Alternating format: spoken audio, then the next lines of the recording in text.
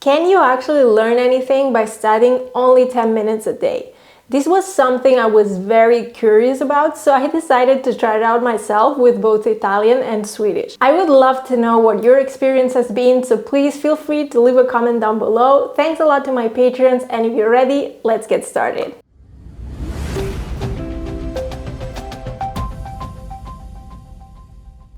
The first time I tried this, I documented it a lot. I started learning Italian and I created a video after a week, then after a month, and then after some months, and finally after a whole year. Of course, because I already spoke Spanish and other Romance languages like Catalan and French, it was very easy for me to learn Italian because I could understand it very well from the beginning. But I was still very shocked at how good I was able to speak Italian and understand it after a year of just studying 10 minutes a day. It's also true though that I had the rule of I must study 10 minutes a day, but sometimes I really enjoyed it, so I did more than that, okay? I want to be very open here. But it still really amazed me how spending a little bit of time every day was such a game changer. After a year, I was able to have conversations in Italian, and I still am. Amo l'italiano, adesso ho un tandem ogni settimana e lo parlo, penso abbastanza bene, non è che lo parlo come un madrelingua, però comunque mi sembra incredibile aver imparato così tanto.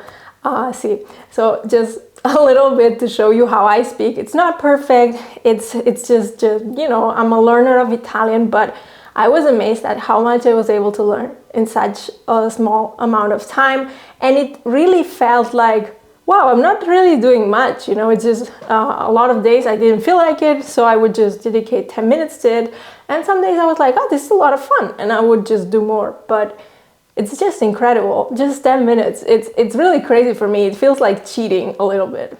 If you're not sure if it could work out for you, I would just advise you to try it out. Right now, Story Learning has a 10-day challenge and it only costs $10. I really advise you to try it out because normally their courses are more pricey, so it's a great chance for you to see if their method works for you. If you think about it, that's like the ways babies and children learn.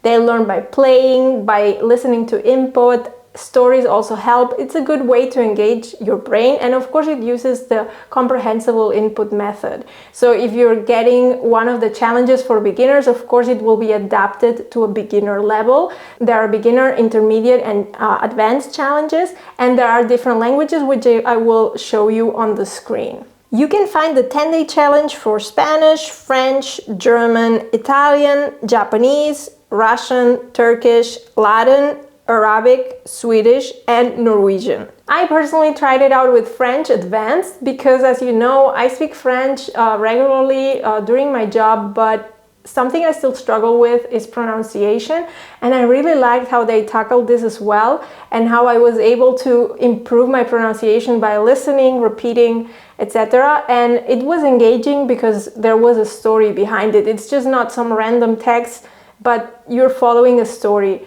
If you're still looking for your own Christmas present or just want to give yourself a treat, why not take the challenge today, and then you can see for yourself if 10 minutes a day is useful or not. If you don't know which one to choose or you have lots of time, you can enroll in however many challenges you want. So take this chance because it's a limited offer, and I hope you enjoy it, and I hope you notice that it's really amazing how much you can learn in 10 minutes. After a whole year of doing 10 minutes a day in Italian, I had actually finished the challenge, and so I thought to myself, okay, what now, right? If I stop completely, then I will sort of forget, and I would love to maintain the level I've been able to achieve.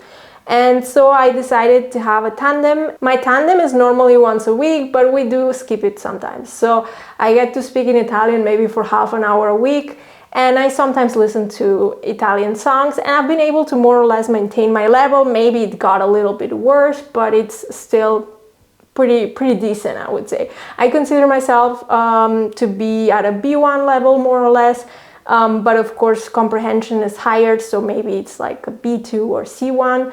But it doesn't really matter to me specifically which is the exact level I have. To me, what matters is Am I able to understand most of the things I hear? For instance, if I'm listening to a song, if I'm watching a movie, if I'm talking to someone, am I able to somehow express what I want, what I need, etc.? And that's enough for me. So I'm at the level I want to be, and I'm able to maintain it, and it's pretty amazing. So I was really excited after learning Italian, and a part of me wanted to repeat the same experiment with Portuguese, but I felt like, well, I know so many Romance languages, and maybe it would be a little bit even confusing also, because Italian was sort of fresh in my head, and at the same time I was like, well, I already understand most of the things in Portuguese, so maybe it would be cooler to learn another language. And one of my patrons is from Sweden, and we were exchanging back and forth, and he was writing to me in Catalan, and I felt like, well, it'd be nice to learn a few words in Swedish. And then,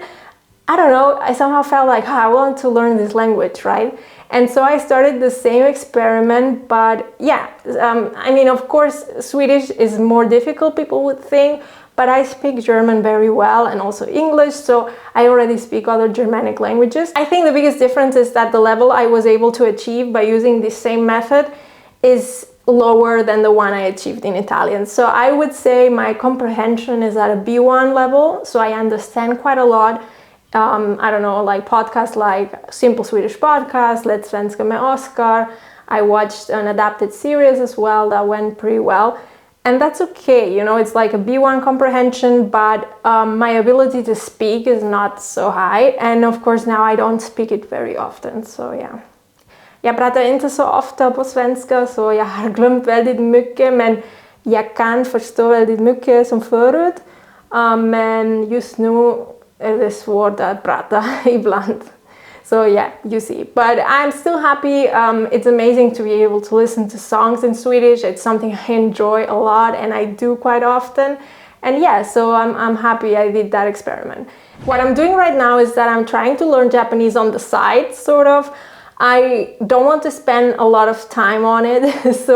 And I wouldn't say it's going as well as it did for Italian and Swedish. It's a lot slower. And I mean, it's logical. I don't speak any language that's related to Japanese. So every word, everything feels quite new. I mean, there are some words that are similar, and there are some things I've learned already, but I noticed that it's not the same. So I don't want to be like, yeah, I would learn Japanese as fast as I would learn Italian. I think this is obvious, but I wanted to just share how it's been for me. But I also think that for Italian and for Swedish, I didn't have any mindset issues. And for Japanese, I do have mindset issues. I'm afraid I keep questioning myself, like, am I even able to learn this? And I know maybe this is not a great thing to say, but I think it's good to be open and to be like, well, I don't know if I'm able to do this. I'm trying, but maybe there's this thing in my head. It's like, Laura, you like learning fast, and this is not going to happen with Japanese. So should you just either dedicate lots of time to it and be able to learn fast, more or less, or should you just leave it? And I'm just saying, no, I'll just continue learning a little bit every day, and it's better than nothing, and it's fun actually. So it's good. But of course, after a year, I don't know what will have happened, but probably not much. So maybe I will just have to rethink about this after a year. We will see. What has been your experience? If you're still skeptical, go ahead and try out the challenge, because it will show you whether this is for you or not, and it's only $10. So I would encourage you, and yeah, I hope you have a lovely day or lovely night, and hope to see you very soon. Bye bye.